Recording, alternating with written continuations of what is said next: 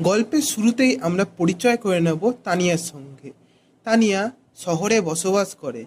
শহরের ক্লান্তিকর জীবন থেকে বিরত নিয়ে একদিন তানিয়া দিদার বাড়িতে ছুটি কাটাতে যায়।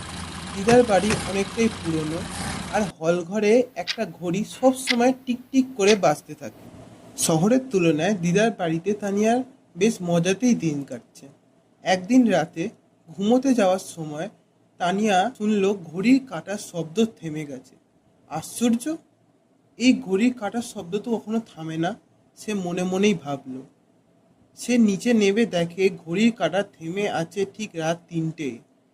তখনই পিছন থেকে ঠান্ডা হাওয়া এসে তার গায়ে লাগলো। সে পিছনে ঘুরল, কিন্তু পিছনে তো কেউ নেই। হঠাৎ ঘড়ির শব্দ আবার চালু হলো। তবে এবার ঘড়ির শব্দের ফাঁকে একটা ফিসফিসানিও আসে। তুমি এসেছো? আমি তো তোমার জন্যই অপেক্ষা করছিলাম। তানিয়া আর এক মুহূর্ত সেখানে না থেকে দৌড়ে দিদার ঘরে ঢুকে দরজা বন্ধ করে দেয়। তানিয়া কাঁপতে কাঁপতে বলে, দিদা, দিদা, বাইরে কেউ আছে, ফিস ফিস করছে, ঘড়ির শব্দ থেমে গেছে। দিদা তাড়াতাড়ি করে তার দিকে ঘুরলেন এবং বললেন, তুমি কি বললে? ঘড়ির শব্দ থেমে গেছে? রাত 3টে? তানিয়া মাথা নাড়ল। দিদা ধীরে বলে উঠল, এই বাড়িতে ঘড়ি যখনই থামে রাত 3টে, তখনই ও ফিরে আসে। তোমার ঠাকুমা ছোটবেলায় এমন এক রাতে তার ছোট বোনকে হারিয়েছিল। এই কথা শুনে তানিয়া স্তব্ধ, বুকের ভেতরে ধূপকণে বাড়ছে। দিদা উঠে আলমারি খুলে একটা ছোট্ট তাবিজ বের করলেন। এই তাবিজটা আমার মায়ের, এই বাড়ির রক্ষা কবচ। যা কিছু অদৃশ্য, এটা দেখলে সে দূরে থাকে। তানিয়ার গলায় তাবিজটা পরিয়ে দিয়ে দিদা বললেন, ঘরের বাইরে যাস না, আমি জানি কি করতে হবে। দিদা ঘরের সামনে একগুচ্ছ তুলসী পাতা, লবণ আর একটা বিশেষ মন্ত্র পড়ে ছিটিয়ে দিলেন।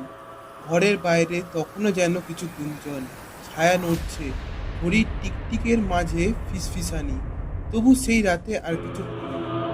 সকালে দিদা বললেন, তুই এখানে আর থাকিস না, আজ আমরা শহরে ফিরে যাব। তানিয়া মাথা নাড়ল।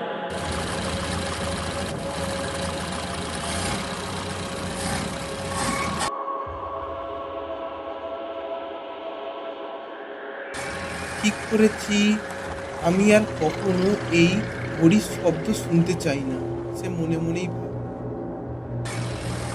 এইভাবে তানিয়ার কোনো ক্ষতি হলো না। সে গাড়ি করে বাড়ির দিকে রওনা হলো।